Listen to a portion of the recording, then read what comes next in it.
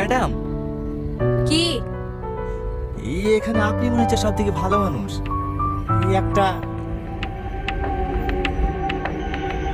অসভ্য কোথাকার। কি হলো?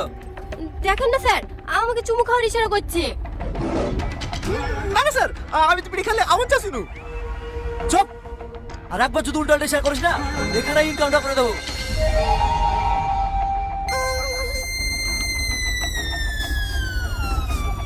তাই হয়। ও শ্রীক ভাই, গেলো থানার কত দূর? কেনে?